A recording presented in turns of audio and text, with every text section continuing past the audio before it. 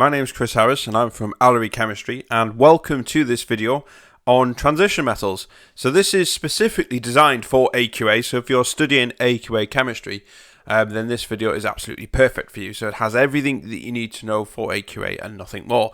In fact, it's been designed around the specifications so you can have the confidence that actually anything in here is going to be relevant to AQA and that you don't need to worry about if it's in the actual exam paper or if it's on the spec. Everything in here is dedicated to AQA. Now we have a full range of AQA videos for year 1 and year 2 chemistry on my Allery Chemistry YouTube channel. There's loads of revision videos like this. I've also done whiteboard tutorials as well, which look into specific concepts in chemistry, and I've also done some exam paper past paper walkthroughs as well, and they're all for free. That all I ask is that you hit the subscribe button, and that would be fantastic, just to show your support for the channel. As long as people keep subscribing and watching, I'll keep making these videos and updating them and refreshing them and coming up with new content, etc. So please hit the subscribe button. That'd be great.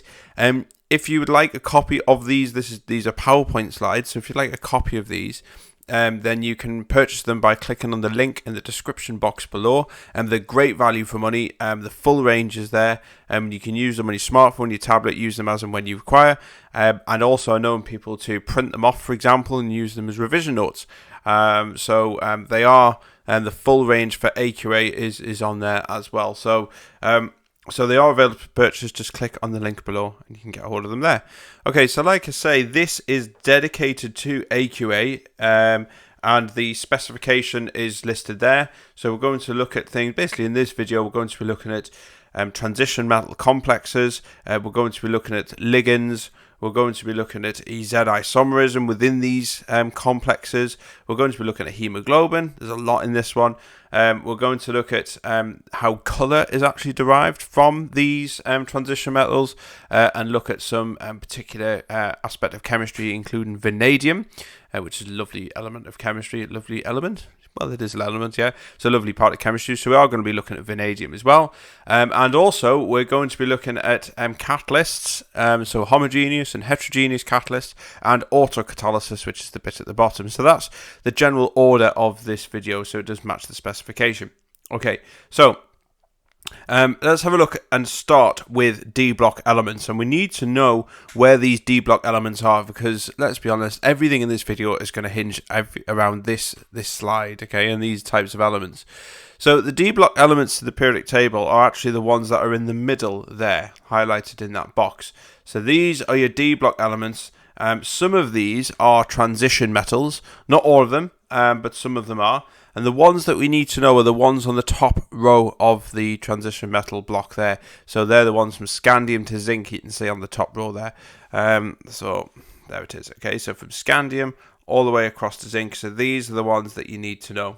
Okay, right. So let's look at electron configuration, because we're talking about transition metals, and so therefore they have unique, their main properties, or the unique properties of transition metals, is all down to do, or is mainly to do with the electron configuration of these elements. And so therefore we need to know a lot of information about this. So we're going to start, like I say, by looking at how the electron configuration, looking at the electron configuration of transition metals. So a transition element is a D block element that can form at least one stable ion with a partially filled or incomplete D subshell. Okay, that's very, very important. So remember a D subshell, and you might have seen this before, in fact you should have done in year 1 chemistry when you looked at electron orbitals, and that a D subshell can hold up to 10 electrons in the D subshell. Okay, so remember, for a transition metal, it must have a stable ion that has a partially filled D subshell, okay, or it's incomplete. So you can see that for period 4 D block elements, only 8 of these are actually transition elements. So scandium and zinc, so these are the ones that flank the sides of the first row of the transition elements. These are not transition elements because they actually don't form a stable ion.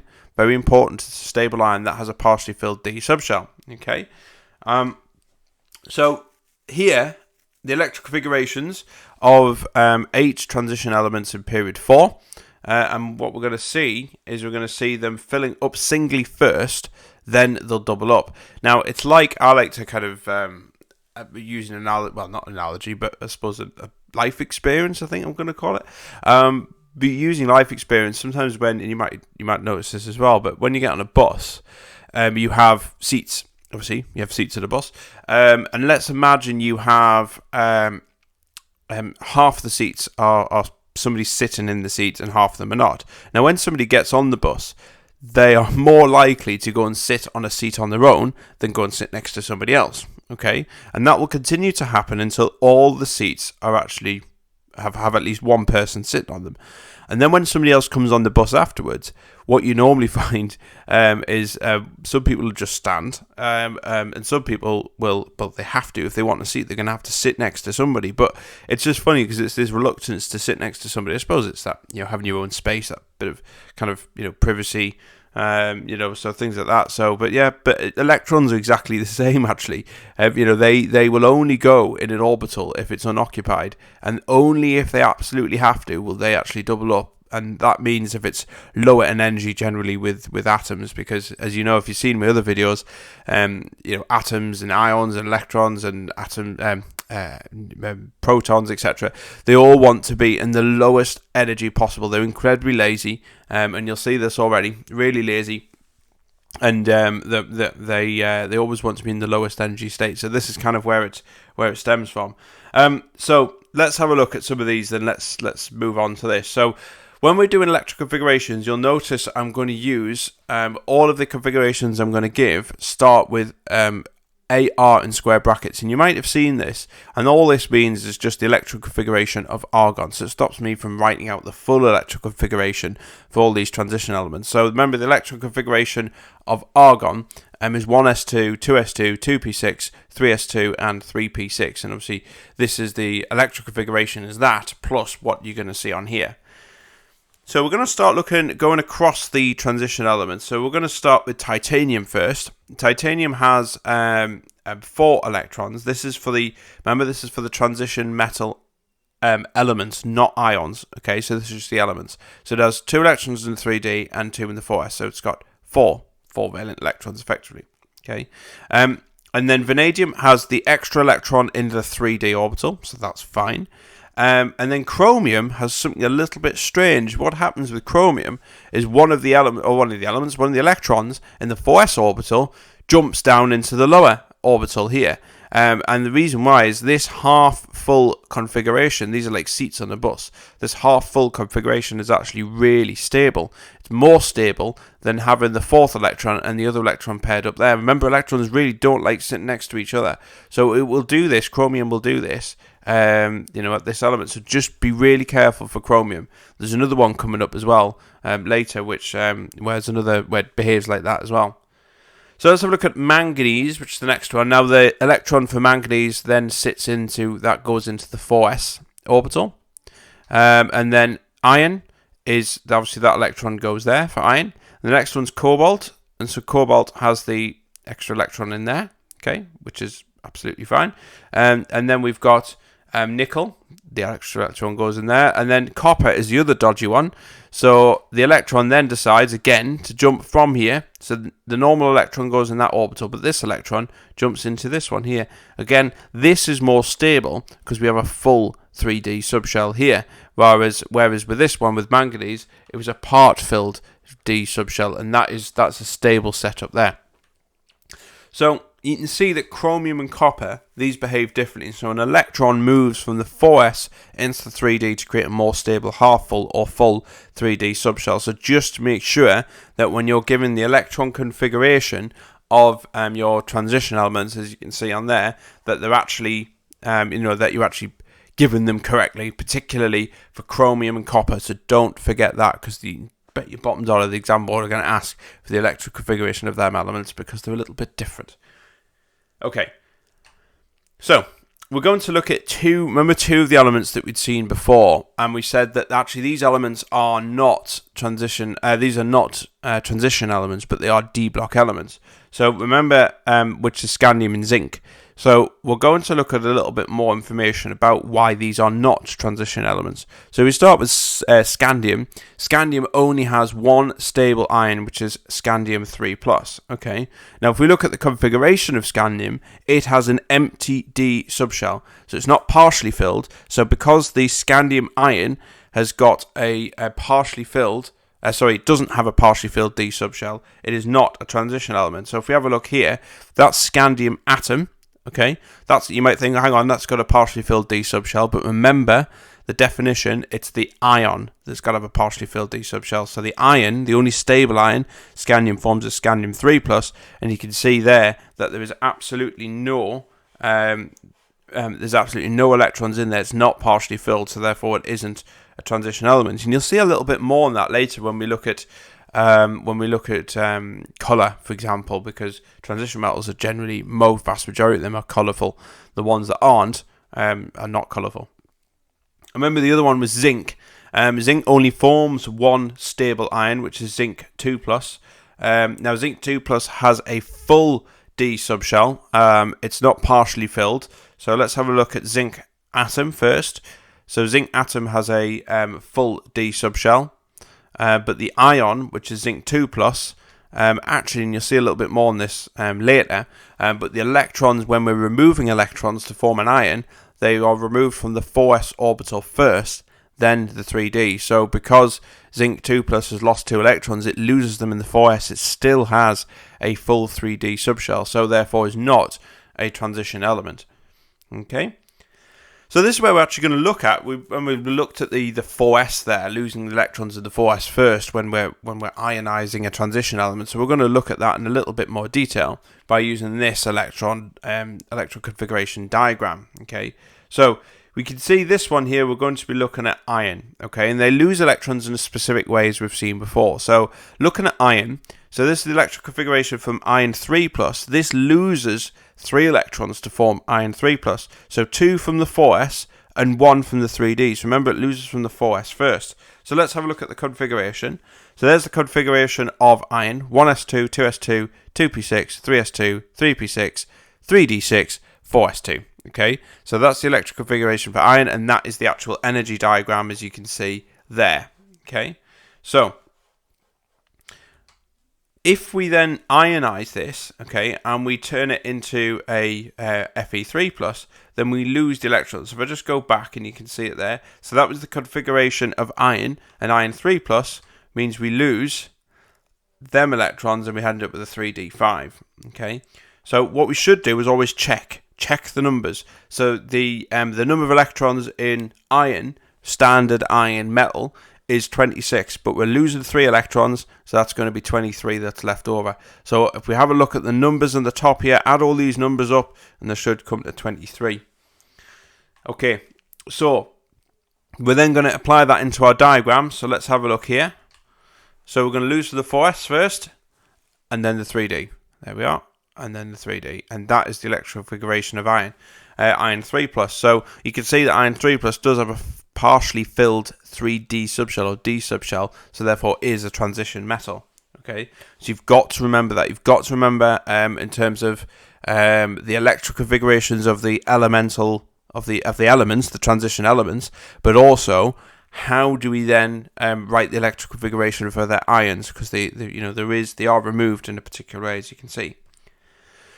Okay, so we've looked at the kind of the properties in terms of from an atomic level of transition elements, so the electron configuration, because it is critical for that. So now we're going to look at their properties. In other words, what can we observe or what can we do with them practically? Okay, so properties of transition metals. So transition metals have specific properties, and these are such as variable oxidation states.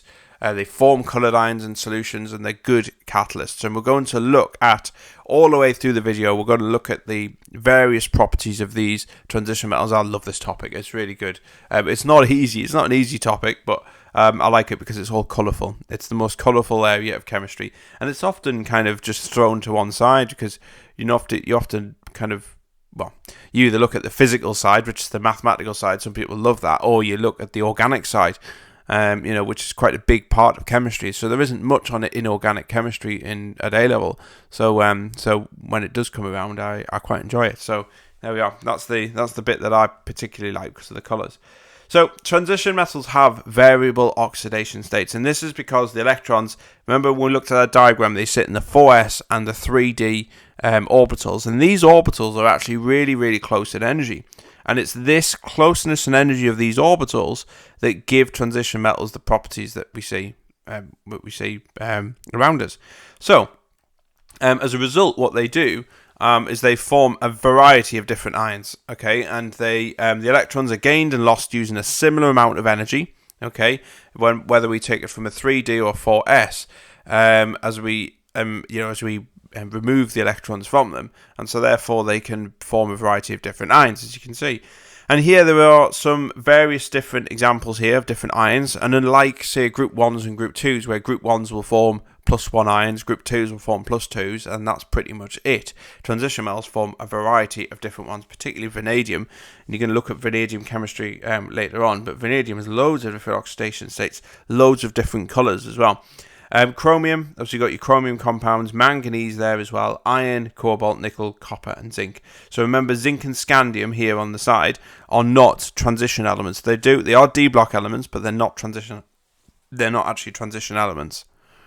Okay, so they also form coloured ions in solution, and we're going to look at the colours of these ions in aqueous solution. Actually, we're not going to look at this in the next the next slide, I suppose. You're going to look at this in a little bit more detail in the next topic. That's what it should say. Okay, so looking at in aqueous ions, the colours of these.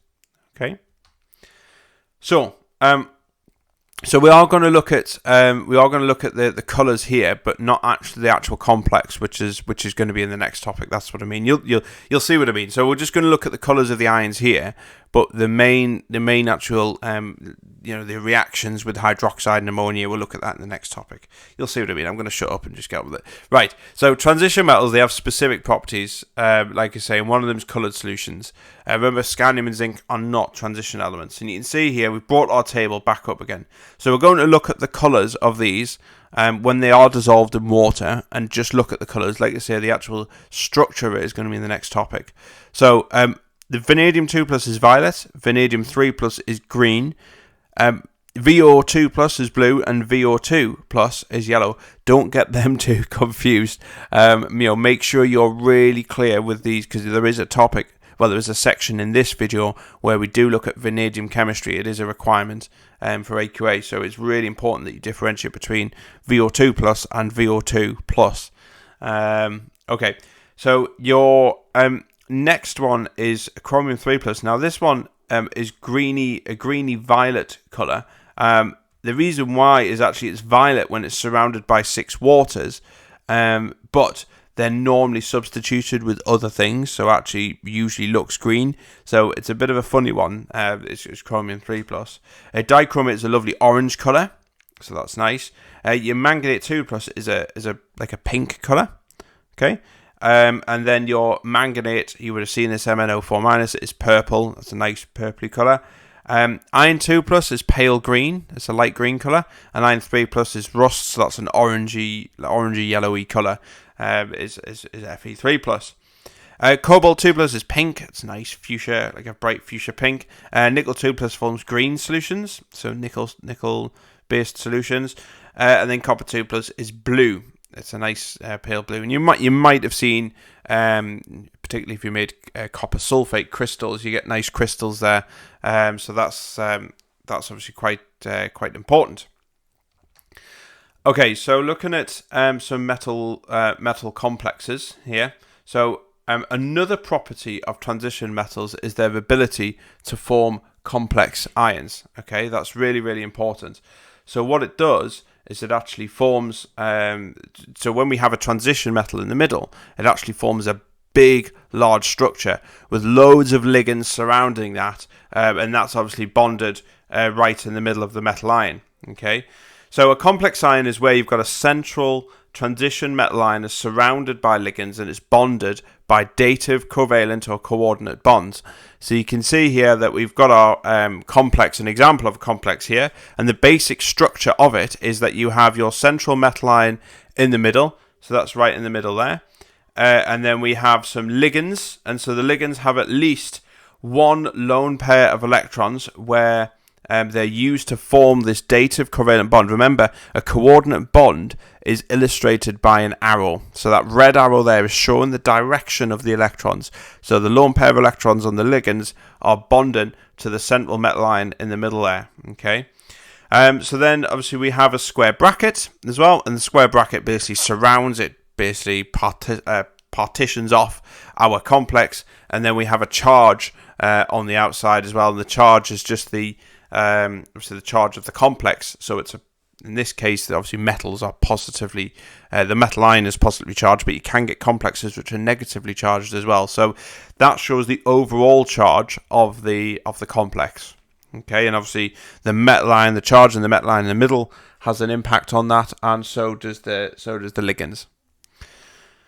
Okay, so complex ions come into different shapes as well. So this is an octahedral shape, and you would have seen this in year 1 chemistry when you looked at the shape of molecules. So this is an octahedral shape, but we'll look at that later. Okay, right. So let's look at ligands. Okay, ligands, remember, were them things which surrounded the metal line in the middle there. So these are the molecules. And remember, a ligand is an atom that must have at least one lone pair of electrons. If they don't, they're not a ligand. So that is an absolute fundamental criteria for ligands. And they can come in 3 different types. You can get monodentate, bidentate, or polydentate ligands. Okay. So let's look at the monodentate ligands first. They're also known as unidentate ligands. So these only have one lone pair of electrons that they can donate to the metal line. And there's 3 specific examples that you need to know for AQA. And that is water, ammonia, which is NH3, and Cl- your chloride ion. So you need to know them as well. So they're the ligands that you'll see them all the way through, particularly in the next topic. When you look at aqueous ions, transition metals and aqueous ions, they're really going to come into their own in that topic. And then we've got our bidentate ligands. So these are ligands which have 2 lone pairs of electrons. So specific examples that you need to know for this are ethane dioate, which is basically a dark dicarboxylic acid, as you can see there. So we've got our carboxylate ions there. And the other one is ethane 1,2-diamine, and you can see here that we've got 2 amine molecules here attached obviously to an ethane, which is your 2 carbon, so it's ethane 1,2-diamine. Okay, so ligands which have more than one coordinate bond are called multidentate ligands. Okay, so multi meaning many or lots of. So specific example here, there's 2 examples you need to know. So one is heme, which we'll look at later when we look at haemoglobin, and the other one is EDTA, or EDTA 4-, and this is multidentate because it forms 6 coordinate bonds with the central metal line. So it is a colossal ligand, and it literally takes up all of the space. Okay. So talking of space, we're going to look at something called complex shapes now. Obviously, we've got our ligands. We know what the ligands are. So we now need to know, how do these ligands actually, affect the shape of a complex? And it's actually the size of the ligand that actually determines the shape of it, and the coordination number as well. And we'll look at coordination number now, but you've got to be careful not to get the 2 confused. So a coordination number is the number of coordinate bonds in a complex. It's not the number of ligands. So you might have, for example, 6 ligands around there. They will have 6 coordinate bonds, but you may also have only 3 ligands surrounding a metal ion, but you still have 6 coordinate bonds in the middle. So there's a stark difference. So the coordination number is the number of coordinate bonds, not ligands. Okay, so ligands can be split into different sizes. So we've got some ligands are small. So these are things like water, molecules like water and ammonia. Because they're small, you can fit 6 of these around a central metal ion. So I like to see this kind of as, say, like pigs around a trough. So imagine your metal ion in the middle is the trough, and you've got all the food in the trough there, okay? And then you've got the pigs. The pigs are like the molecules around the side. So imagine if you've got like little pigs, so piglets, let's say, and you can fit 6 of them around there because there's enough space to fit 6 of them around. But let's say you got fatter pigs, for example, well, they're bigger, and we can get bigger ligands as we'll look at in a moment. But fatter pigs, you can't fit as many of them around the trough. Okay, so ligands are the same. So if you've got a bigger ligand, you can't fit as many of them around that metal line. There simply is not enough space there. So obviously these ligands here, the water and ammonia, these ones are small, so you can fit 6 of them around. But an example of a larger ligand is a chloride ligand, and you can only fit 4 of these around a central metal line because it's a lot bigger than water and ammonia, and you just physically can't fit any more around than the 4. And bigger still are your bidentate ligands. So things like ethane dioate and ethane 1,2-diamine are larger again. And normally we only have 3 of these surrounding your metal line. So because they take up even more space than the chloride ligand or the water and ammonia ligand. Okay. So these are your different, obviously different ligands and the size of them. So that you can see the size of the ligand does have a significant impact. So let's look at what shapes they actually form. So complexes with a coordination number of 6, these form octahedral complexes. So you can see here that we've got one with water ligands. We've got 6 water ligands surrounding the cobalt metal line in the middle there. The overall charge is 2+, and it can also be written as that. So cobalt, and we put the square bracket around the 6 waters, as you can see on there, and that's obviously with the 2+ charge, so we can also write it as that. Remember, ammonia is also a smaller ligand, and that can be written as that. So you can see there's various different ways in which we can draw this. Obviously, the lone pairs and the ligand is really, really important here, and it's about trying to write the formula correctly as well. Okay, so all bond angles in octahedral shapes are 90 degrees. Okay, so 90 degrees in all of them. Remember that from year 1 chemistry, when we looked at the shapes of molecules, they're all 90 degree shapes. Okay, so let's look at the next type of shape, which are tetrahedral shapes. So you're with 4 ligands around there. Now, they can come in tetrahedral, or they can come as square planar shapes as well. So let's look at the tetrahedral one first. So you can see here that we've got a copper in the middle, and we've got 4 chlorine ligands surrounding the copper there. And that this has an overall charge of 2-, but we'll look at that later. We'll look at that in a bit more detail later. And obviously you can say it's also written as CuCl4 in the square brackets and 2-. Now, can you remember what the bond angle is for a tetrahedral shape? Well, the bond angle is 109.5, and obviously that's a tetrahedral shape. Okay, and then you've got a square planar as well, and square planar, as you can see there, it's got your still got 4 ligands, but it's flat. Now, you don't need to worry about differentiating between these too much, because the specific example that you need to know is square planar, and that specific example is cisplatin, as you can see. There you go. So you need to know the only square planar one that you need to remember is cisplatin. So any other ones, they'll have to tell you, the example will tell you about them. So what do you think the bond angle is with square planar? Well, the bond angle is 90 degrees. So remember, all of this stuff is stuff that you've done in year 1 chemistry. So when you've done, obviously, shapes or bond angles, etc. So I think it's in the bonding topic, I believe, structure and bonding. Okay, so let's have a look at some another complex shape. So we've looked at octahedral, tetrahedral, and square planar. The other one has a coordination of 2, and these are called linear shapes. And you, again, just like with the cisplatin with the square planar complex, there's a specific example that you do need to know that are linear, and that is this example here. So it's also written as that. Okay. So it's your diammonia silver complex, as you can see here. Bond angle linear is 180 degrees, of course. That's fairly straightforward. It's just angles on a straight line. Now, you might recognize this possibly. So this is actually Tollens reagent. So this is obviously what you use to test for or to distinguish between aldehydes and ketones, remember? Right, okay, so Tollens is the silver mirror. So if you probably might remember that. Okay, so looking at these shapes, okay, so they're all the shapes that you need to know. So you've got your octahedral, tetrahedral, square planar, and linear. Now, what we need to do is then say, right, okay, using them shapes, you're seeing the little charges on the outside of the cases that we'd seen there. So we need to be able to work out the oxidation state of the transition metal in the middle of them of the complex, and that is determined on the type of ligand and the number of ligands that surrounds the metal ion. So let's have a look. So it's the same. Complexes have an overall charge which is the same as its total oxidation state. So how we work out the total oxidation state of the metal, okay, the transition metal in the middle, is basically the total oxidation state of the complex minus the total oxidation state of the ligands, so the individual ligands. So let's bring up an example here. So this is one of the tetrahedral examples we'd seen here. So you can see here it has a 2 minus charge, so the overall charge is -2 with this complex, okay? So that's the total oxidation state. Then we need to subtract that away from the total oxidation state of the ligands. And you can see here that we've got 4 ligands, 4 chloride ligands. Each has got a charge of -1 because it's a Cl minus. So that's effectively going to give us a total charge of -4.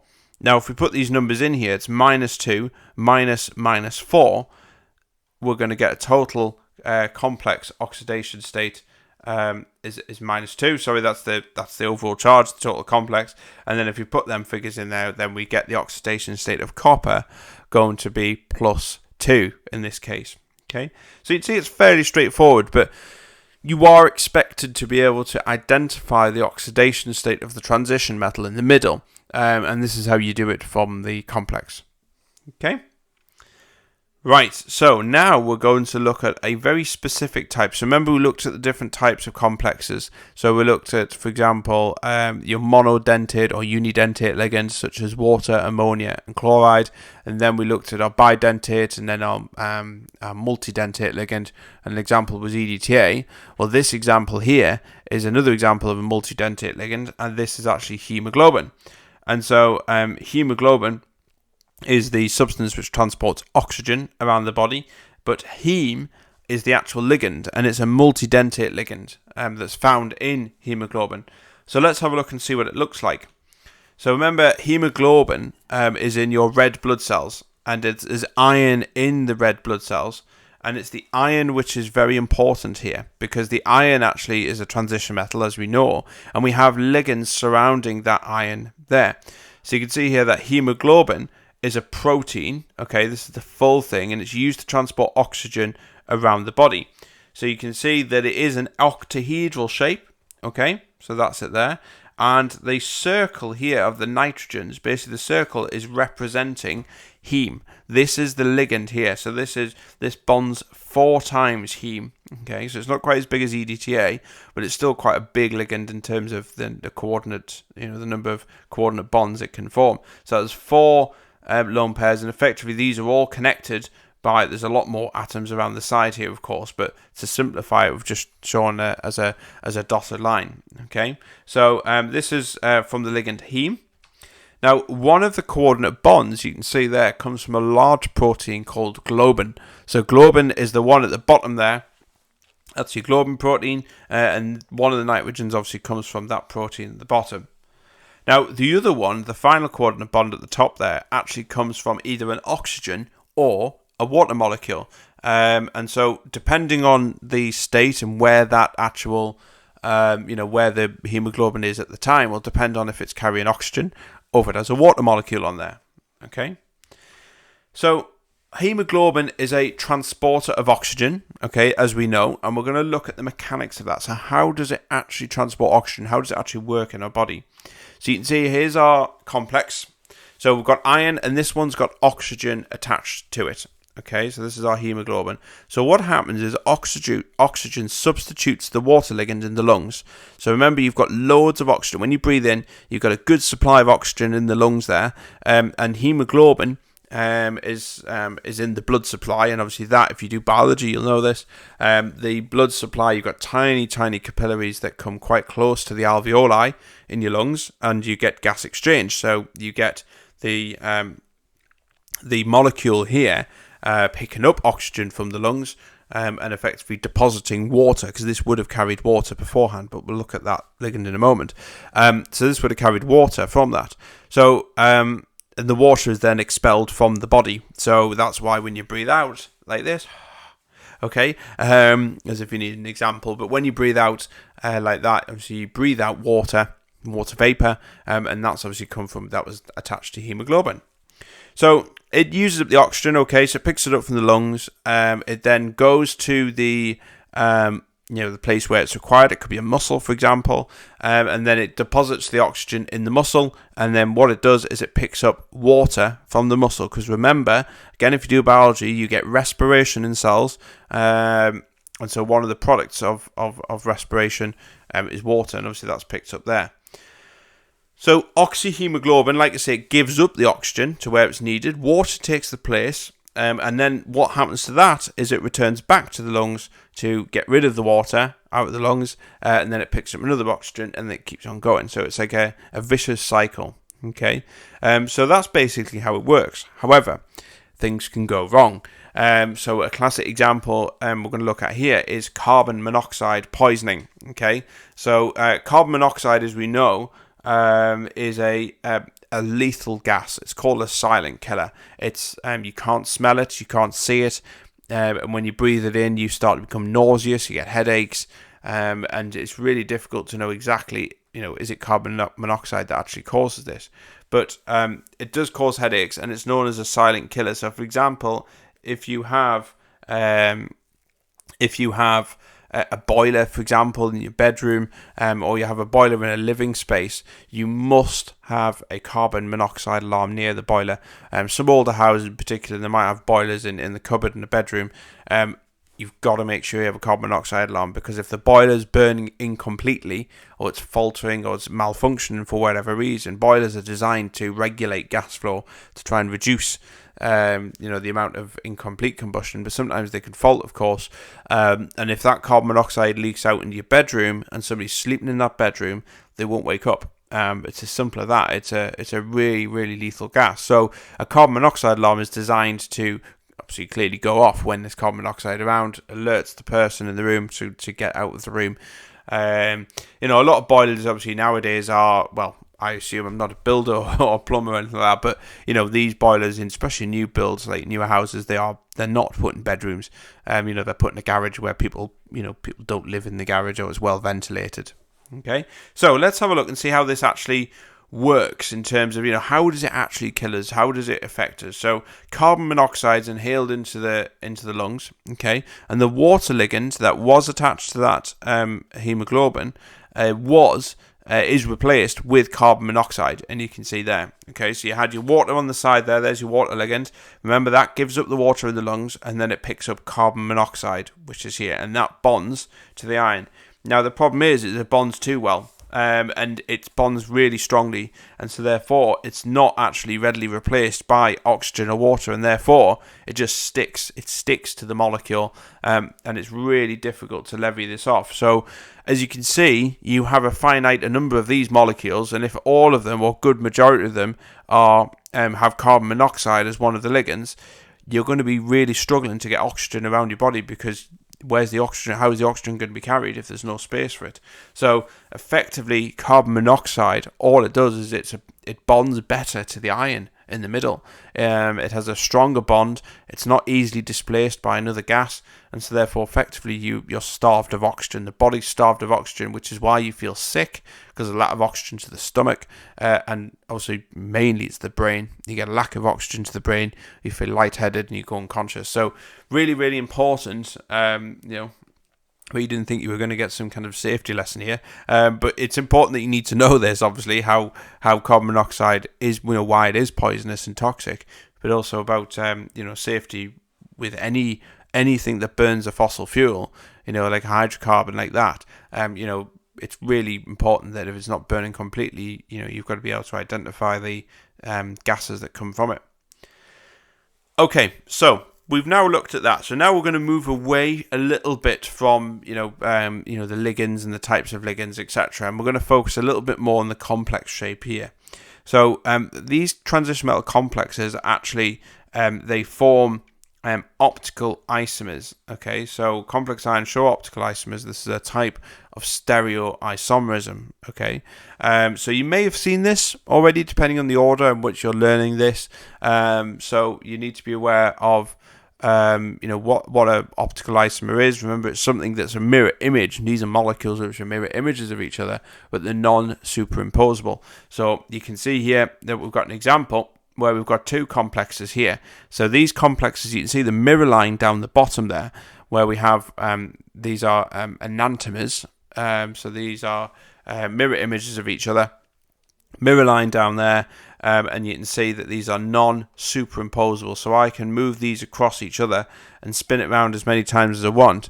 They're not going to actually completely superimpose over each other. So that's really, really important. Okay.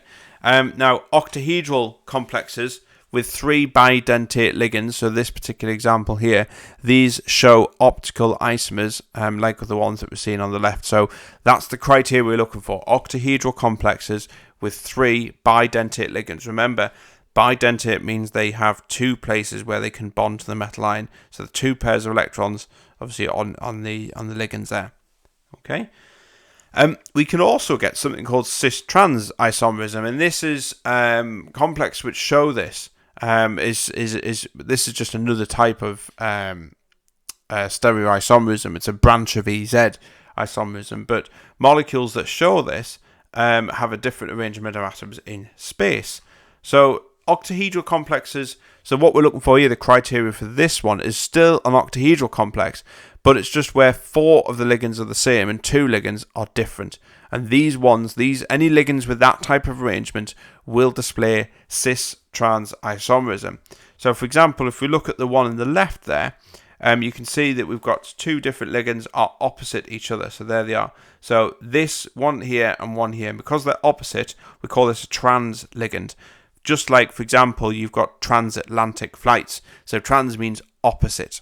Okay, so we've got opposite the cobalt there. And then with this one, you can see we've got the 2 ligands that are on the same side. So these are called cis. Okay, so these are adjacent to each other. So we call this a cis isomer.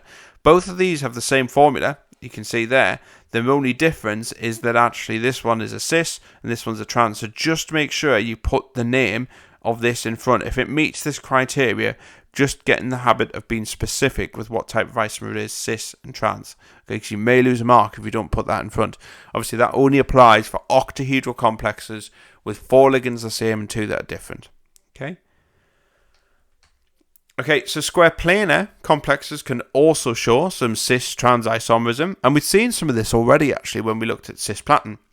So you can see here that we've got some square planar complexes with 2 of the ligands that are the same, and 2 ligands which are different, and these display cis-trans isomerism. So we've got 2 types of square planar complexes here. So the first one on the left is a trans complex. So you can see if the 2 ligands are opposite each other, so you can see you've got chlorine and chlorine that are opposite the platinum, okay, then we have a trans isomer. And of course, if they are on the same side, as you can see there, then these are a cis isomer. So the ligands here on the same side, the ligands here opposite. Okay, so trans and cis. Okay, so this one cures cancer, this one doesn't. So the isomerism is critical, particularly in medicine. The isomerism of the molecule really does impact. For, not all the time, but for things like this, your cisplatin, it does have an impact because one does cure cancer, the other one won't. Okay, so we've looked at a lot of the complexes here. We're now going to delve into a little bit of physics, and we're going to look at some d-orbital splitting. Okay, so d-orbital splitting is effectively, as the title suggests, it's where we take a d-orbital and we split it. And these are split when the ligands, the d-orbital is split when ligands are bonded to it. Okay, then what happens? You get something a bit peculiar where the ligands, instead of as you'd seen the d orbitals in a line before, it actually splits into 2 halves. So you can see, here's an example here. So we've got a 3D electron configuration for cobalt 2 plus ions, so CO2 plus, and this is when there's no ligands attached. So you can see all of the electrons are in orbitals which are in the same energy level. okay? But something weird happens the moment you add a ligand onto this. The d orbital then splits, and we get two different energy levels. So you can see if we bond 6 water ligands to this cobalt ion, we then end up with a d orbital that's split into 3 on the bottom and 2 on the top, and we have an energy gap in between. This is delta E. Okay, and so basically orbitals gain energy when we add ligands to it, and so it splits in this way. Okay, and so when electrons absorb light energy, some of them move from the lowest energy state, this is the ground state, as you can see here, and some of them move to a higher energy level orbitals, which is called an excited state. So let's have a look and see how that looks. So there it is. So your excited state is effectively where if we have an external energy supply, that could be visible light, for example, so light energy, this energy is then used to excite an electron in the lower orbital and a one up into the top here.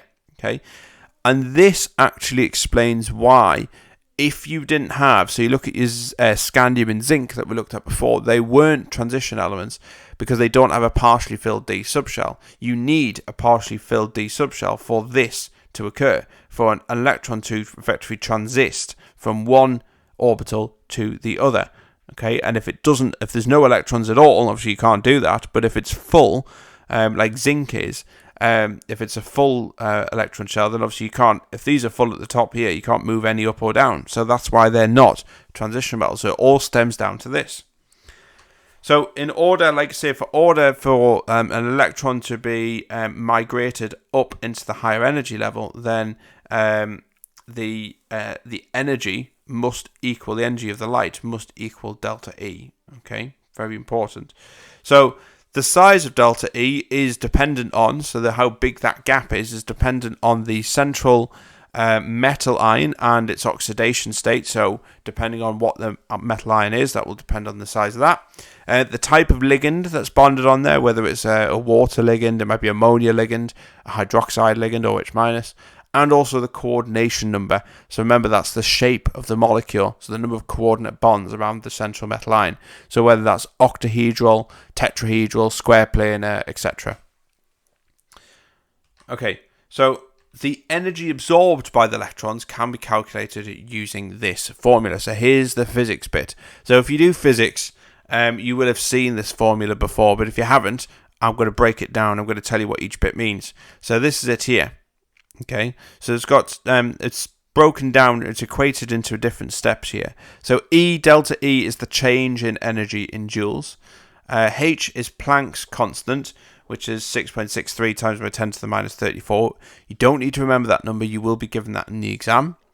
Mu is the frequency of light, which is measured in hertz. And obviously lambda is the wavelength of light that's been absorbed in meters. And then the speed of light is 3 times 10 to the 8 meters per second. So that's C. Okay.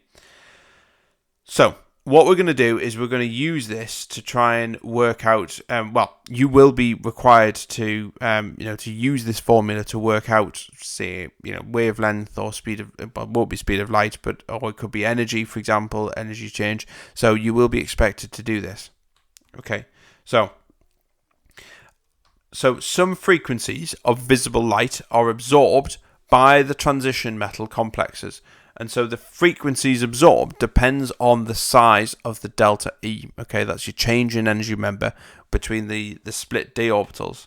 So what's important is to equate frequency and energy together. Okay, so you can see here that as we go from, you might have seen this as well from, again from physics, red has the lowest frequency, which is the red color here, whereas the violet and purple colors at the top there have a higher frequency.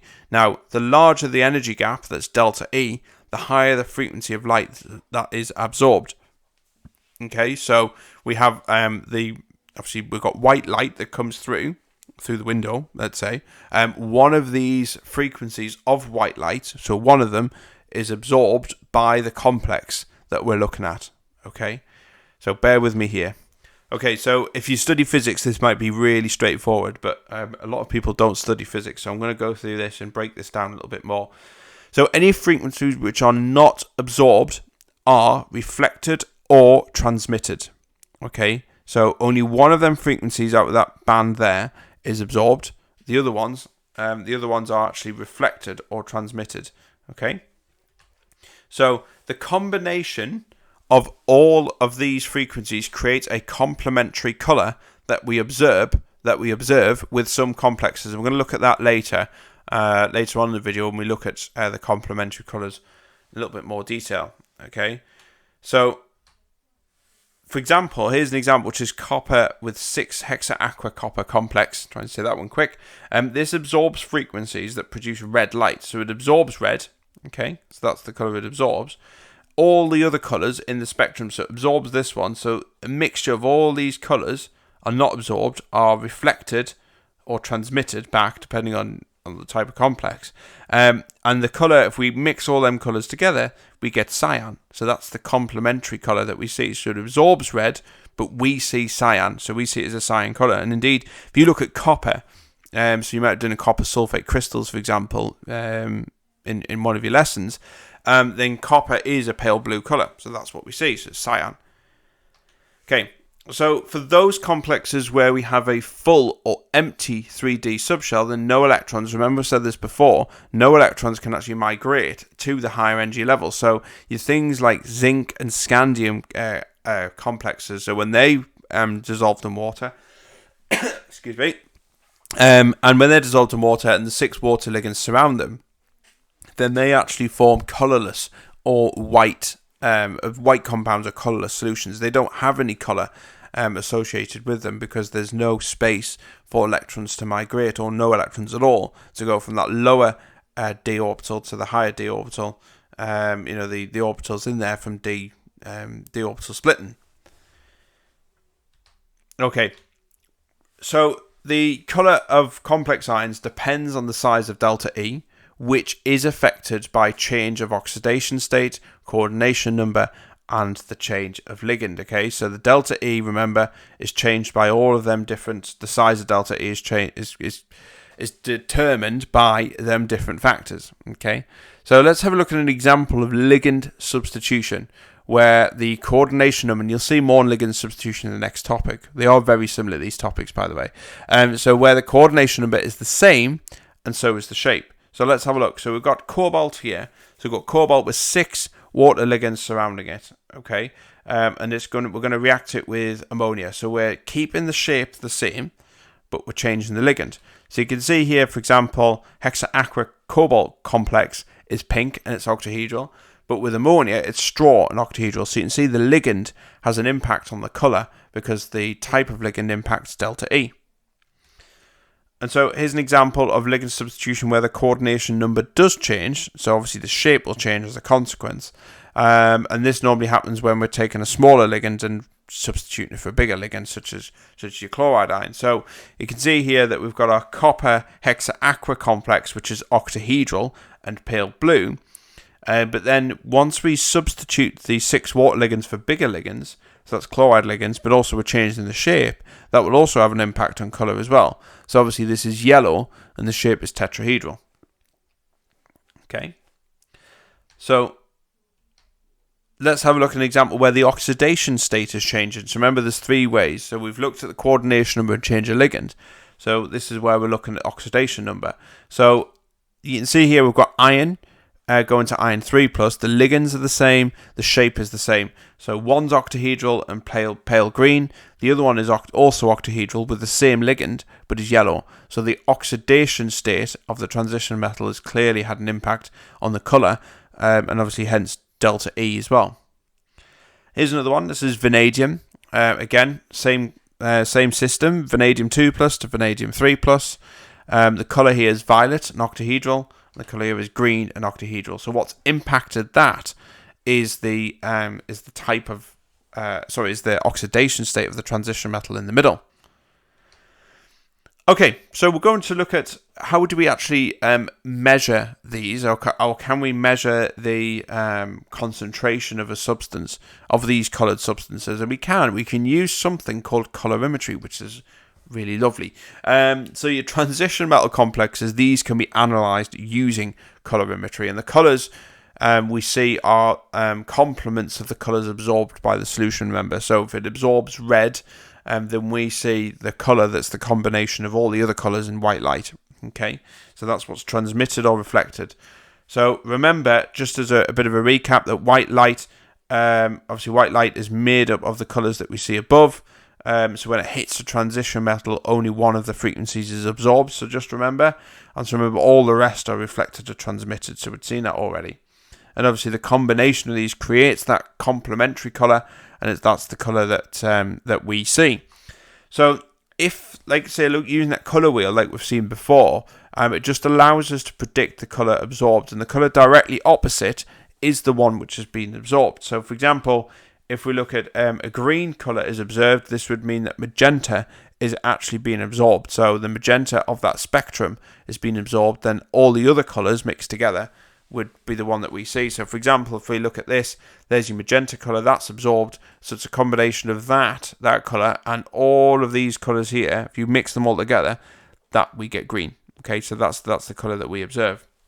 So just as a reminder, remember, it's these things which determine the colour here. Okay, so let's have a look at how we can actually, like I say, measure the concentration of the transition metal ions in solution. And we can do that using an instrument called colorimetry, which is, like I say, a machine that basically measures absorbance of light. Basically, the idea is that the more concentrated your solution is that you're testing, the darker it is, and therefore the more light that is absorbed. And these machines basically measure absorptivity of your substance. Okay, so more light's absorbed if it's darker. So the colorimeter, remember, must be set to 0. And what we do, we basically calibrate it, and we measure the absorbance of a blank sample. Okay, so a blank sample is normally a solvent we're dissolving in. So that solvent could be water, for example. So we're shining the light through the sample of the solvent that we're using. So for example, water, and we measure the absorptivity. Clearly, it's colourless, so there's not going to be much absorptivity at all, not much absorption of light. So white light is filtered into a narrow range of frequencies. Okay, so we call it monochromatic light. Is produced. Okay, so you've got your white light here. And obviously that goes through, hits your filter and is narrowed down. And so the choice of filter is important. What we need to do is the colour produced from the filter must be absorbed by the metal ion solution. Okay, so whatever colour is being used, that must be absorbed. And basically, you might have seen these. You might have got one of these at school or college. But you put your sample into something called a cuvette. And a cuvette is basically the where you put your sample in the cuvette.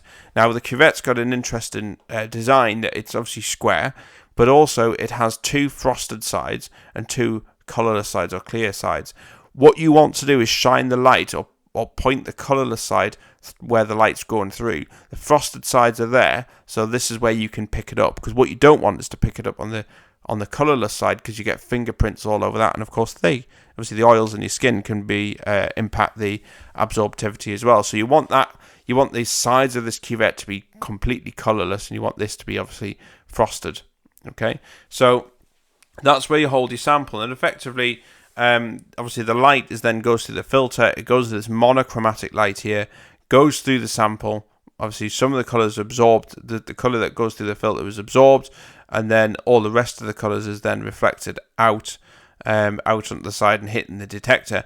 And basically, the detector is measuring how much of this monochromatic light has been absorbed by the colour here, and how much is actually coming out of the other side. And clearly, the more concentrated this is, the less light's going to come out here.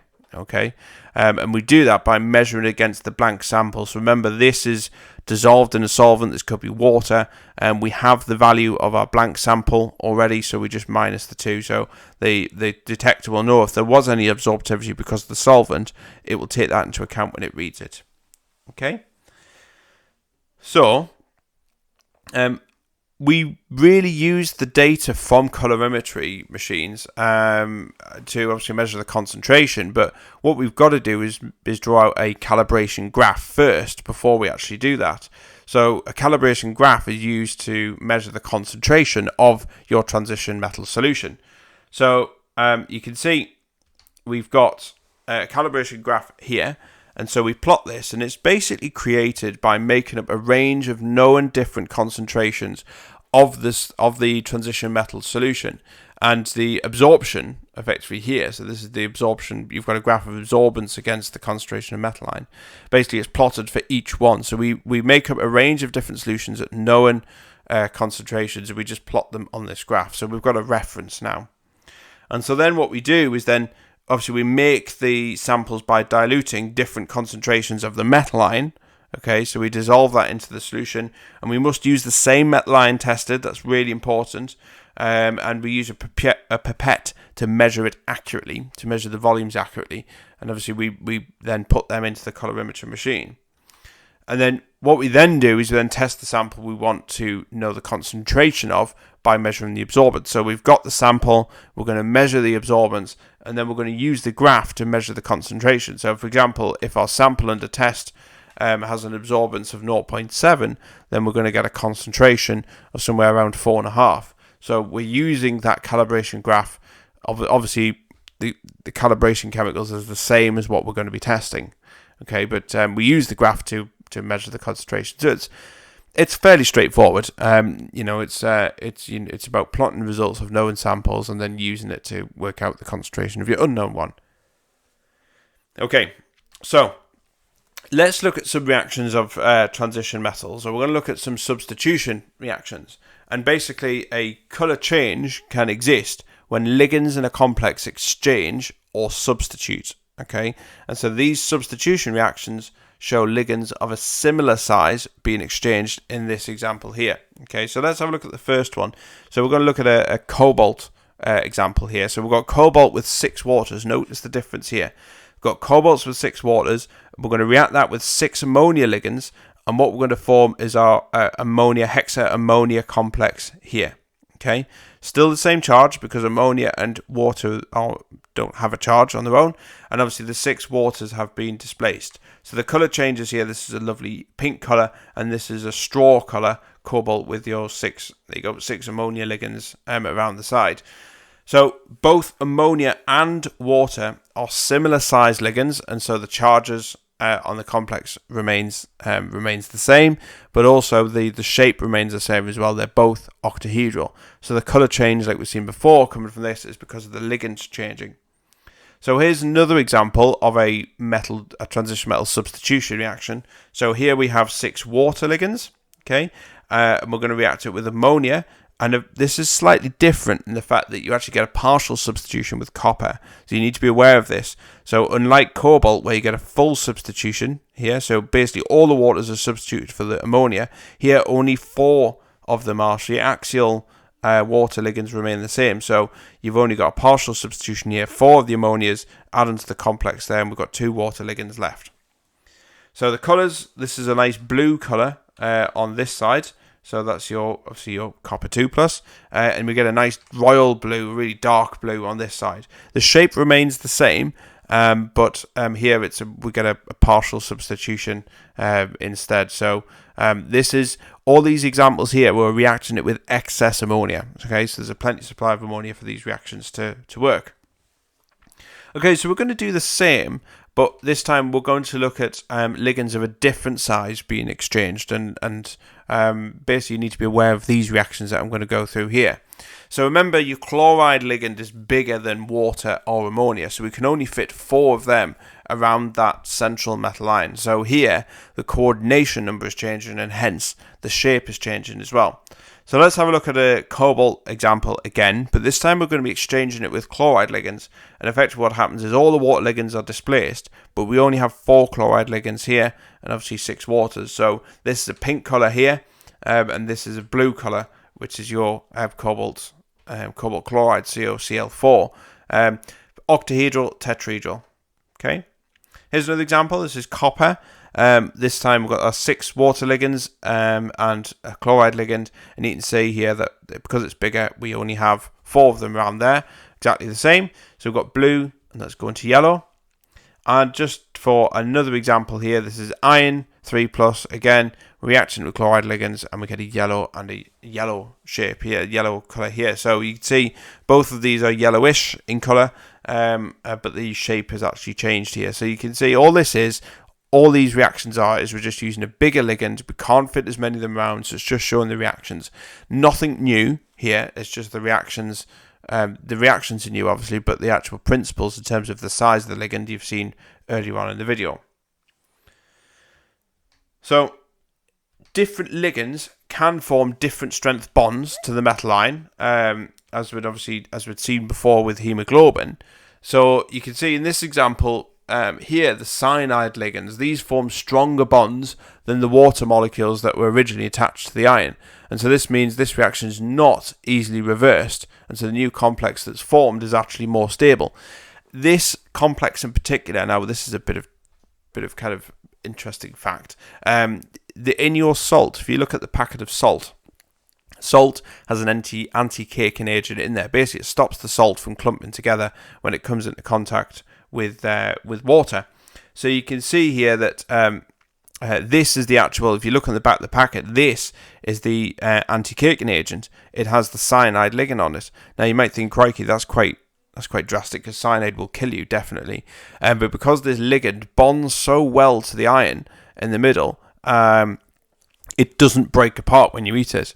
So it just gets passed out as waste. So there you go. So have a look at the back of the packet of salt, and you'll see your hexacyano ferrous complex in there. So obviously your iron complex. A little bit of interesting fact there.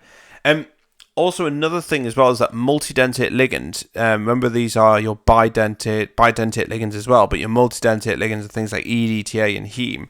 These form complexes that are much more stable than monodentate ligands. So again, because they're more stable, they actually obviously they form complexes which are more stable. It's really hard to reverse these reactions. So you can see here you've got your copper with your 6 waters around it, okay, around the copper ion, the copper ion, the metal ion in the middle. And here we're using a bidentate ligand here in this case. So we've got 3 of these, and what happens is all 6 water molecules are kicked off, and they're completely substituted for bidentate ligand here. This is a lot more stable than this complex here. So this is why this reaction is very unlikely to go back to where it was before.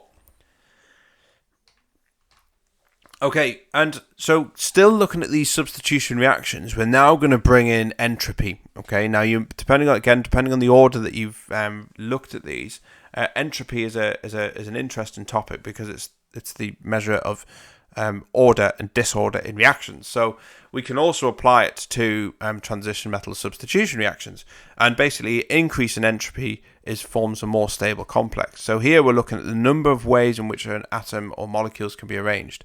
So in a ligand exchange reaction, bonds are broken in the original complex, which is fair enough. We break the bonds, and new ones are formed to make the new complex. So quite often the energy needed to break the bonds is similar as the energy released when the new ones are formed. So the entropy change is likely to be small. So in other words, if we're breaking the bonds between the metal ions and the ligands, the bonds that are formed in the new complex are roughly about the same. So the entropy change is negligible, basically. It doesn't have much of an impact. But nonetheless, we can still get very decisive reactions here. So if we bring back that copper, hydrated copper complex there, so the hexa-aqua complex, reacting it with our bidentate ligand here. Okay, so this is ethane 1,2-diamine. This is your bidentate ligand. This forms this complex here and 6 water ligands.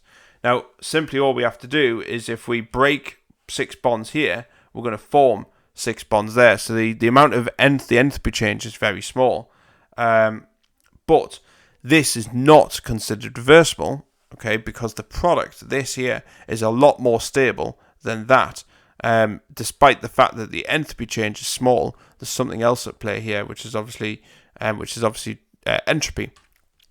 So entropy is actually led to a phenomenon called the chelate effect. And so the chelate effect is responsible for the stability of a complex. So when we substitute the monodentate ligands, remember in that previous example we had 6 water ligands around there, and replacing it with our ethane 1,2-diamine bidentate ligand, so we replaced it with them. What we do is we create a solution with more particles in it, and this means you have an increase in entropies. Remember, if you've got more moles on the product side than you have on the reactant side, then entropically that's a favourable process. So you can see reactions that have an increase in entropy are actually more likely to happen. So if we look at another example of a ligand, let's say EDTA, then you'll see that the number of particles increases, and so the entropy increases. So it's really difficult to reverse these types of reactions. So you can see here we've got our chromium hexa-aqua complex here, reacting it with our massive EDTA ligand here. So this is bond 6 times. It literally kicks all of the 6 water ligands off the chromium and literally plonks it itself firmly attached to the chromium atom here, so bonded 6 times, and the 6 water ligands are then left to float around on their own. So you can see here that we're going from 2 particles on the left to 7 particles on the right hand side. So because we've got an increase in the number of particles, we have an increase in entropy. This is an entropically favourable process, going from 2 to 7 particles. So that's what we're looking for as well. So make sure, if in the exam they're asking you to comment on things like entropy and obviously the formation of your complexes there, that you your larger complex, your larger ligands bonding to the metal ion, then you're talking about entropy.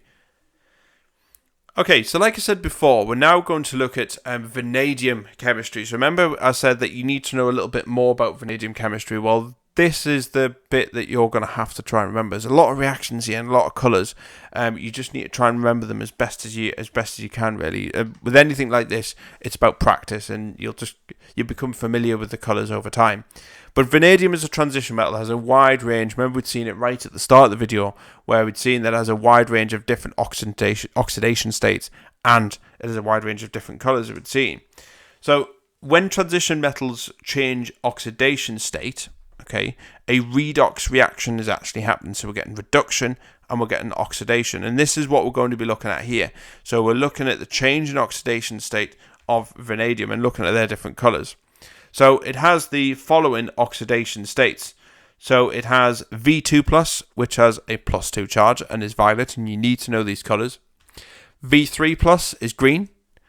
VO2+ is blue, and that has an oxidation state of +4. And finally, VO2+ has a colour of yellow and has an oxidation state of +5. So you can see here we've got different variants of vanadium, each having a different oxidation state.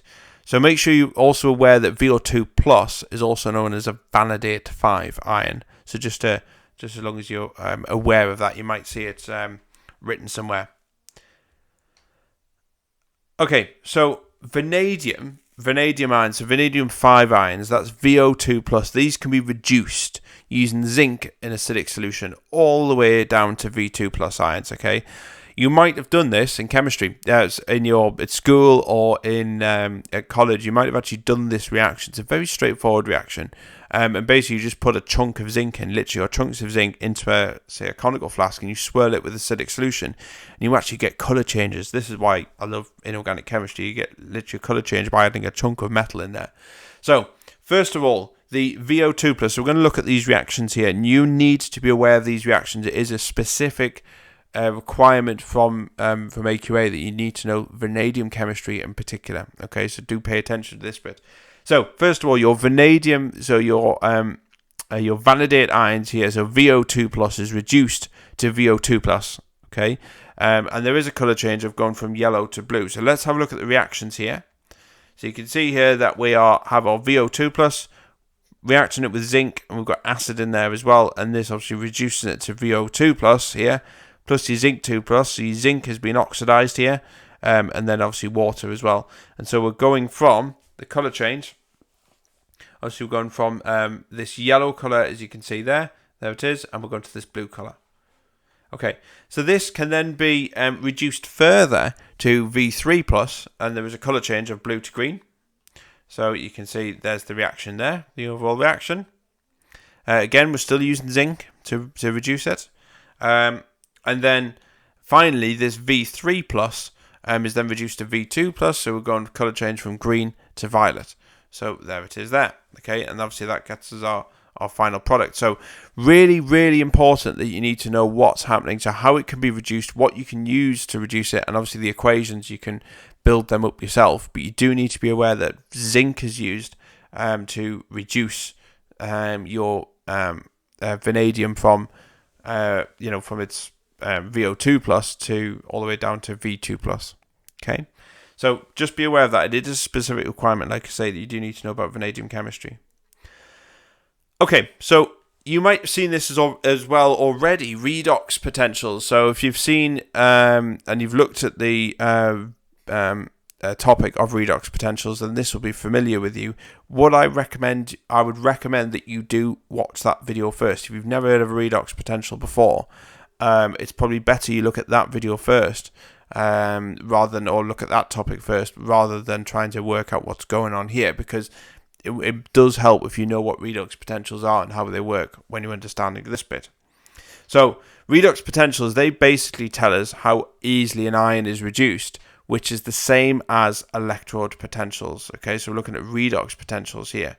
So the least stable ions, okay, have the largest redox potential and are more likely to be reduced. Okay, so I'm going to say that again. So the least stable ions have the largest redox potential and are more likely to be reduced. Okay, so let's have a look here. So we've got zinc and copper. So we've got these two different ions here. Obviously zinc isn't a transition element, but copper is. So we've got our electrode potentials here. So our redox potential, which are E0. So here's our E0 value. So these are the same. Basically, redox potentials are the same as your electrode potentials. Okay, so you can see here that copper 2 plus, this one here, has an E0 value of plus 0.34 volts and is less stable than zinc, which has a lower value. So this is less stable than that, because remember, the least stables have the largest redox potential.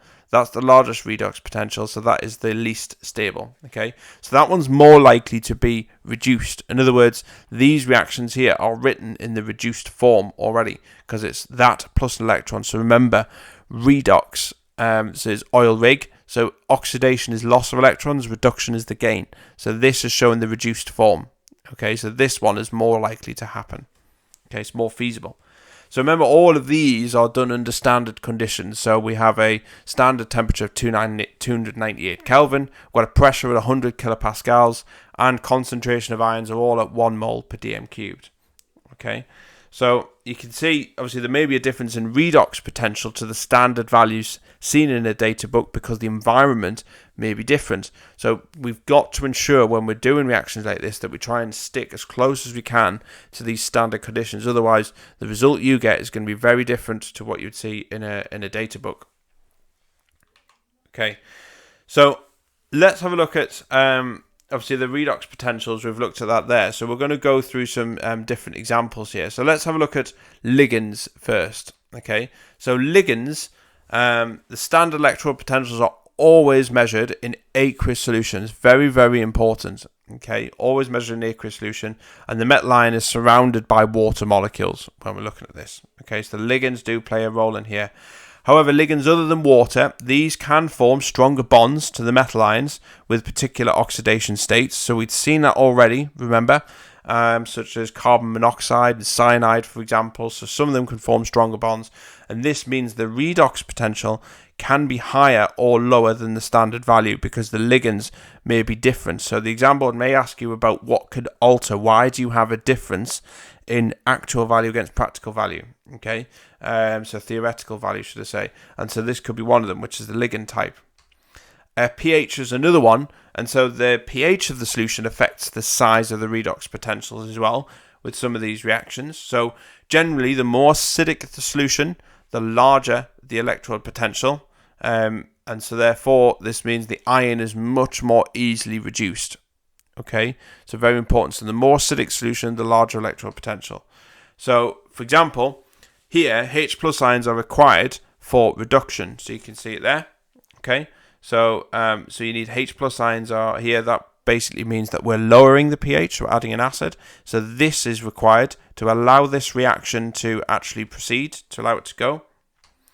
And so here you can see hydroxide ions here are produced into solution when they're actually reduced. So you can see here that we're actually making hydroxide ions here, and this allows it obviously to go back to lead oxide as well. So this is obviously increasing the pH. So you need to be aware of what affects the actual redox potentials, which is the same as electrode potentials. So we need to know the impact of that. So for example, ligands and obviously the pH as well. Okay, so we're going to look at Tollens reagent. We'd seen a little bit of that already because that was an example of a linear complex. So Tollens reagent, remember, is used to distinguish between aldehydes and ketones, and it's also known as the silver mirror test. It's a really good test. So we'd seen that already. Now the half equation for this type of reaction has a very large redox potential or electrode potential. Okay, which means that the silver plus ion is reduced easily to silver metal. So remember, if it has a positive value, that means that this reaction is likely to proceed. Okay, this is a feasible reaction. So silver plus, picking up that electron to form silver is likely to proceed under standard conditions. Okay, so the Tollens is made by reacting enough aqueous ammonia to aqueous silver nitrate, and we get this complex produced. So that's how we make the Tollens reagent. And when this is added to an aldehyde, the Ag plus ions in the Tollens are reduced to produce your silver precipitate here, which is obviously your silver mirror. So effectively, your silver is being reduced because it's gone from +1 oxidation state to 0. But it will only do this if the substance it's reacting with can be oxidized. And aldehydes can be oxidized, but ketones can't be, remember. So if you add Tollens reagent to a ketone, there is no reaction because ketones can't be oxidized to anything. So therefore, obviously, your Tollens reagent will not be reduced. So the overall reaction here, so remember your ketones are not oxidized, but the overall reaction is this. So you've got your aldehyde here reacting with your Tollens reagent, dissolved in an alkaline solution. So we've got obviously ammonia, we've got an alkaline solution here, and obviously then we form our silver mirror here. Ammonia is also produced in water, so you need to just be aware of the reactions and why this is feasible. Obviously we can see it, we know it works, but we need to just demonstrate it using these redox potentials here. Okay. Right, so what we're now going to look at are titrations, because it wouldn't be transition metals without looking at a titration. So these are slightly different titrations. The titrations you would have seen are acid-base titrations, so that's your standard one, but you can also get redox titrations as well.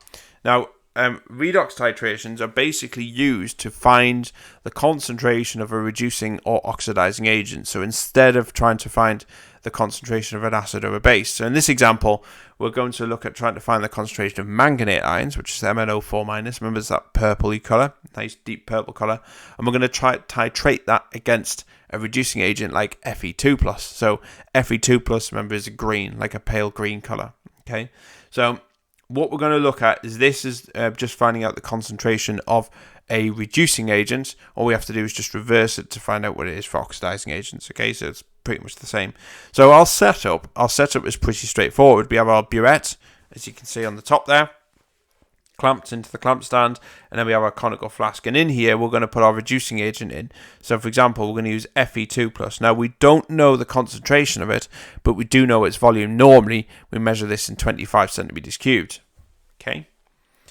So then what we need to do is add excess dilute sulfuric acid to this, and this is to ensure that we have enough hydrogen ions and SH plus ions to allow this reduction process to occur. So we have our oxidizing agent in the burette, and this has a known concentration. So we know the concentration of that. Obviously, we don't know its volume, but we're going to add that to our iron 2+ to work out its volume. So this has obviously got the manganate ions in there. And then we add the manganate ions into the burette, into the conical flask, until we say the faint colour of manganate start to appear, and this is known as the end point. So unlike your acid-base titrations where we used an indicator to try and spot the endpoint. And because we're using coloured compounds here because they're transition metals, we don't need to add an indicator in here, and this will actually itself indicates effectively. We've got to remember to add it drop by drop near the end, okay, because one drop can make a big difference to the endpoint. Okay, so we've got to really slow down when we get near the endpoint. So that sharp colour change, we've got to be very, very careful. They'll immediately react with the reducing agent until all of it's used up, and then it'll go a deep purple colour straight away. Okay, so like I say, one drop can make a massive difference, and we could use a colourless oxidizing agent as well and a coloured reducing agent.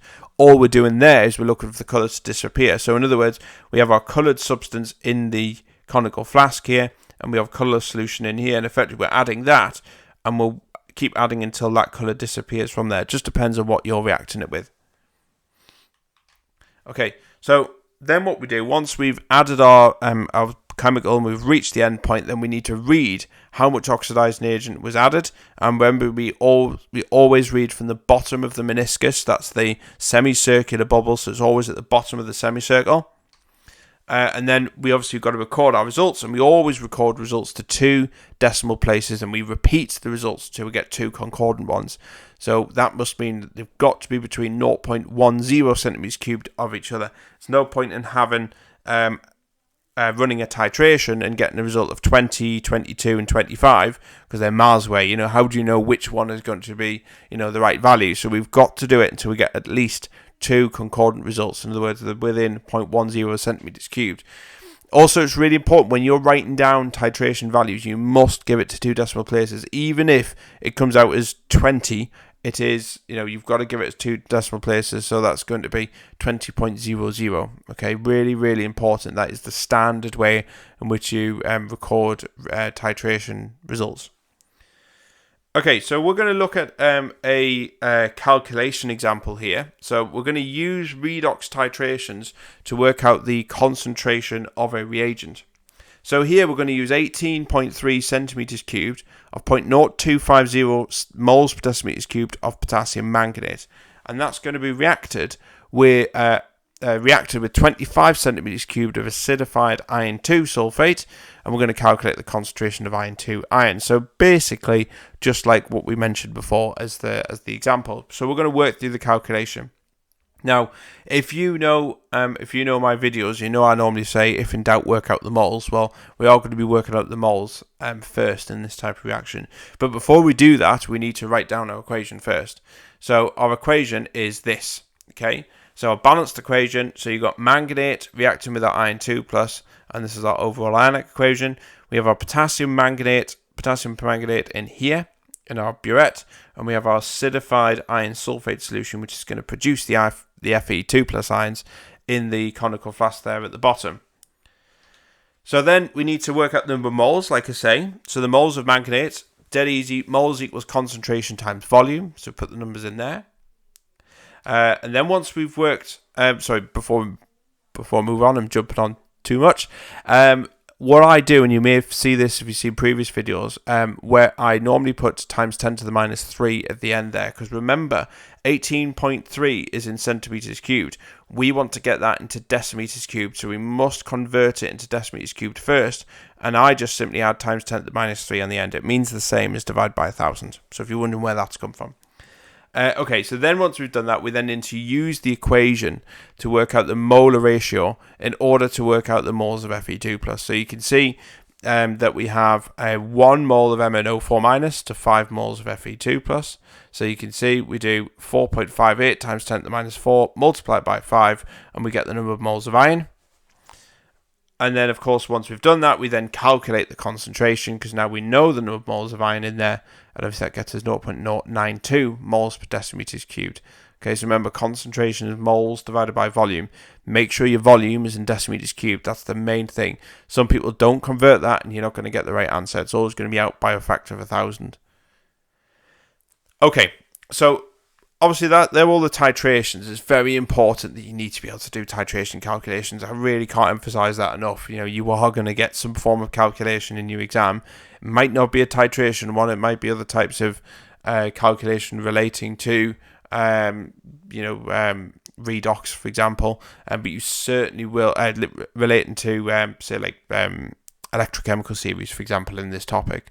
But titrations is fundamental in chemistry. You're probably sick of seeing titrations, I would imagine.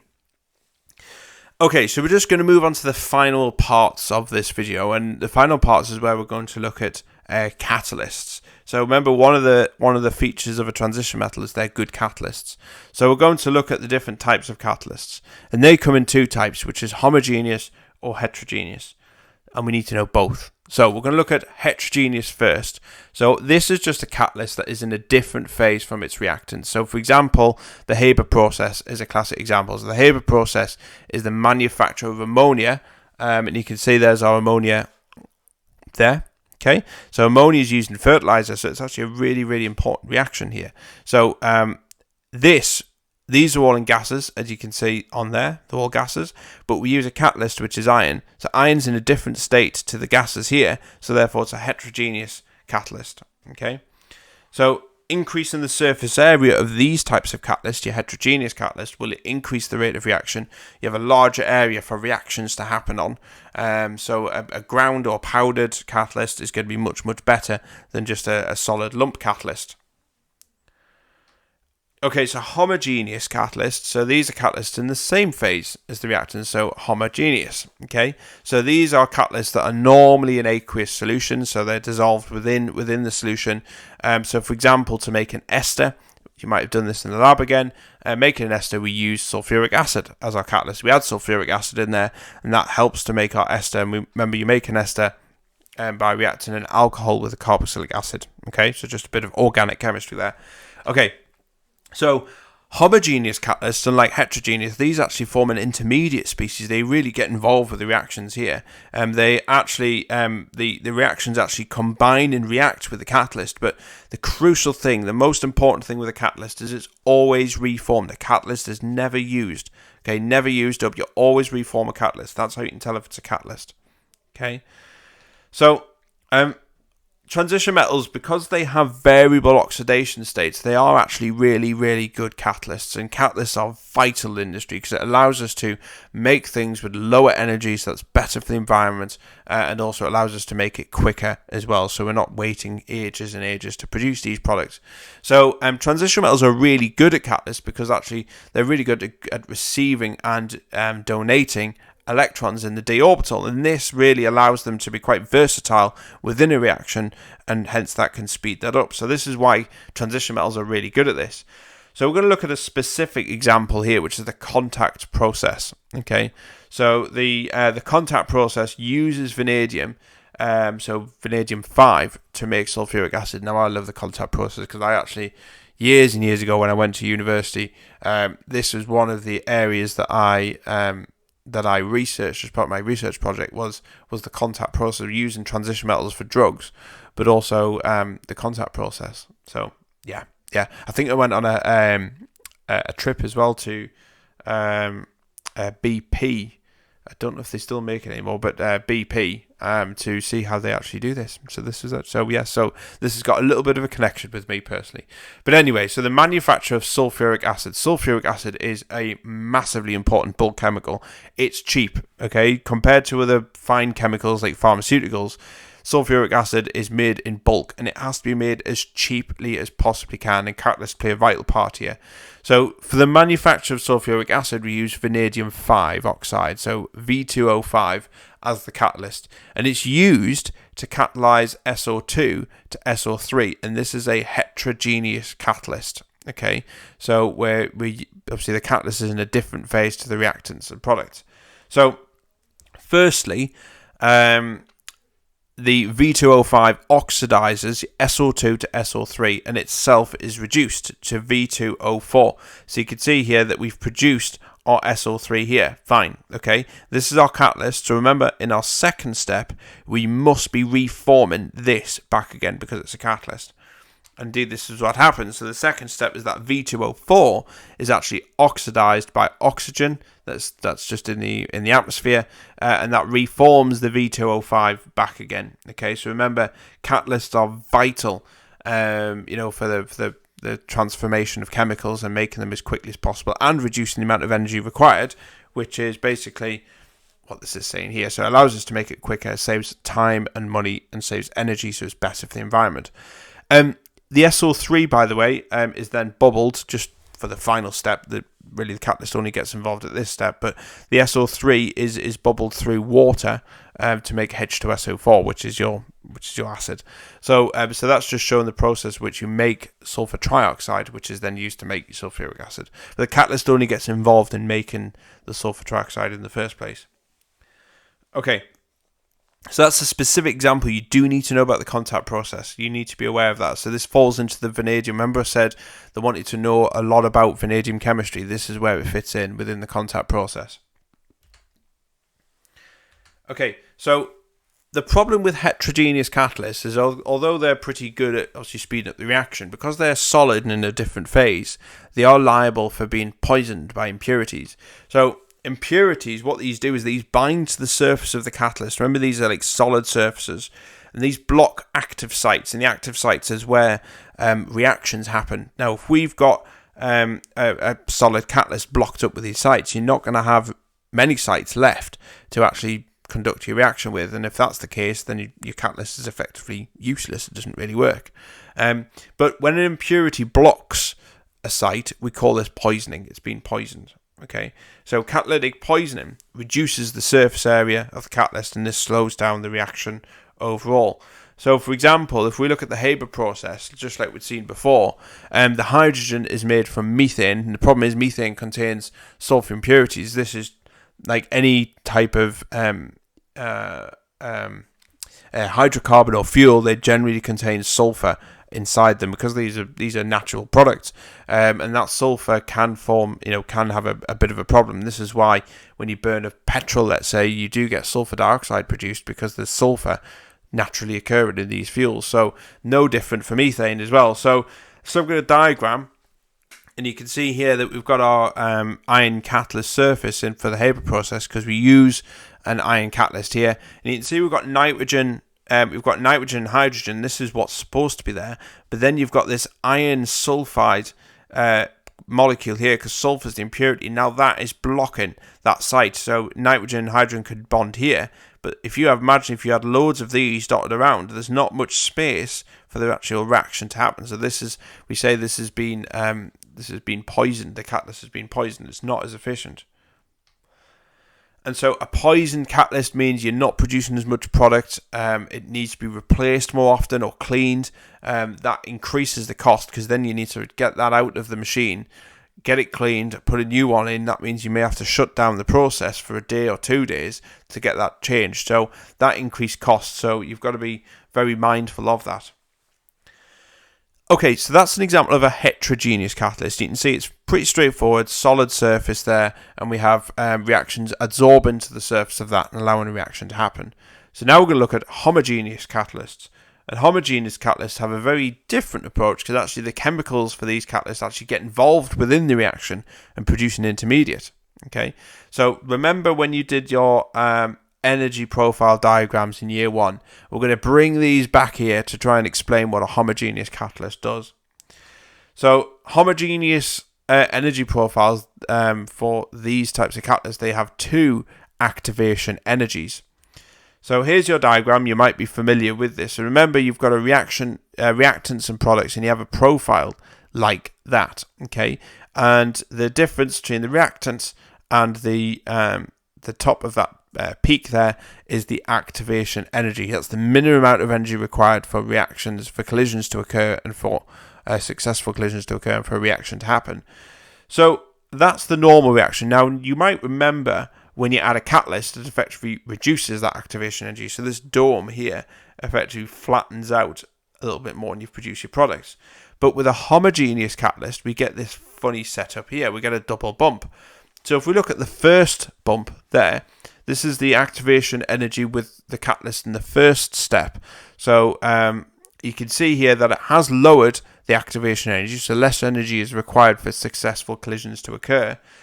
So that's fine. But as you can see, we have a second bump here. So this is the activation energy with the catalyst in the second step. So we have 2 activation energy lines here. and so the intermediates are formed in that dip in between. Okay, so you can see that with homogeneous catalysts, they form this intermediate. They actually combine with the reactants in there, get fully immersed within the reaction, but crucially, they are reformed back again at the end. So you can see we have this intermediate. Let's look at a specific example here, because I think it's easier when we see it in an example form. Okay, so remember, these catalysts combined with the reactants form an intermediate and then reformed. So the catalyst reduces the activation energy required for that to happen. Remember, they're always reformed at the end. So let's have a look at a specific example. So oxidation of iodide ions using peroxide disulfate as a catalyst. Okay. Now, the first thing you'll probably notice is that, hang on, you're trying to react here. You're trying to react an I- with an S2O8 2-. Now, try and react these together. Really, really hard, because they're both negatively charged. They don't want to be anywhere near each other. Yet, how on earth do we try and get these two here to react so we can produce our product, which is iodine? Well, this is where a catalyst actually works here. So this is a homogeneous catalyst we're going to use here. So this is an incredibly high activation energy because obviously the two negative charges. So let's have a look. So we're going to use Fe2 plus solution as a catalyst. It's all in the same phase. This can lower the activation energy and speed up the reaction. So the first thing we need to do is actually take the peroxide disulfate, this ion here, react it with our catalyst, and we form Fe3 plus, and then we form our SO42 minus. And look, we form one of the products immediately. Okay, so this Fe2 plus is oxidized to Fe3 plus, and obviously this is being reduced. And so then, this is the clever bit, that Fe3 plus then reacts with the I- ions, and the Fe3 plus then reverts back to Fe2 plus. Remember, it must be reformed. This was our catalyst at the start, so it must be reformed as a product to here. And obviously that then converts the I2. So what the catalyst is doing is it's actually breaking up. It's doing the first bit first, forming the first product, and then it's forming the second product later on. Okay. So you can see that the test for iodine, remember, because obviously we're producing iodine, is if we put starch in this reaction and we get a black colour, if there's iodine present, we get this deep black colour if iodine is present in this reaction. Okay, very important. You can see we formed this intermediate. Okay, so the Fe3 plus intermediate. Remember on that energy profile diagram, we've got that dip in the middle because we've formed the intermediate here, but crucially, it's always reformed back again. Okay, you need to know this specific example for AQA. Okay, so make sure you're aware of it. Okay, so just coming on to the last bit now, which is autocatalysis. This is so cool, autocatalysis. This is where, imagine if all reactions were like this. Autocatalysis is another form of homogeneous catalysis, but the product of the reaction acts as a catalyst. It catalyzes itself. This is just brilliant, this. So you do get some reactions where they do catalyze themselves. You don't even need to add anything to it to speed this reaction up. So a specific example here is where we've got manganate 2 plus, manganese 2 plus ions, Mn2 plus, is actually a catalyst in a reaction between your C2O4 and your MnO4 minus ions. Okay, remember, again, you've got two negative ions there. They ain't going to react together because they're going to repel. So we need something to effectively help it get along. So remember, a catalyst is always reformed. It's never used. I must emphasize that. Okay, very, very important. So Mn2 plus is a product and a catalyst. Yep, I'm going to say that again. It is a product and a catalyst. Okay, so it means as the reaction proceeds, the amount of product increases and the rate of reaction increases. So initially it starts off really slow. It's a slow reaction. Okay, and then it speeds up quite quickly after that, because obviously you're producing more product, and it increasingly gets faster. So uncatalyzed, this reaction is incredibly slow. Remember, just like the previous example, we're trying to react two negative ions together. That is really difficult to do. Okay, they don't want to be anywhere near each other. They're going to repel each other. So we need this catalyst to work. So again, it's a homogeneous, so it works in two steps. So the first step is your Mn2 plus catalyzes the reaction, and this converts MnO4 minus, this reagent first, into the Mn3 plus. into Mn3+, which is obviously one of our products here. This is one of the products we're producing. So that's the first step there. Okay. And then, secondly, the Mn3+ that was formed reacts with the C2O42- and the Mn2+ ions are actually reformed again. So we reform the Mn2+, there it is. Okay, so that's one of our products, remember, that's what we want to produce. And obviously we're producing carbon dioxide as well here. So this is the overall reaction here, but you can see the product, one of the products is actually acting as a catalyst here. So it's been used up here and then reformed at the end here. Okay, so it's auto catalysis, it's reacting itself. You need to know that specific example as well for AQA. Okay, so that's it. Okay, that was quite a big topic, isn't it? There's a lot of stuff in there, loads of stuff. There is, like I say, this is obviously just one of the videos in a full range of AQA videos from year 1 right through to year 2, so it's fully comprehensive, as well as whiteboard tutorials and exam paper walkthroughs as well to improve exam technique. All I ask is that you hit the subscribe button. That'll be absolutely fantastic. There's no charge for these, and I intend to keep it that way as well. All I need is just your support. So hit that subscribe button. That'll be absolutely fantastic. If you do want access your own private copy of these, then they are available to purchase. Great value for money. Click on the link in the description box. Phew, right, that's it. I'm off to get a cup of tea. See ya.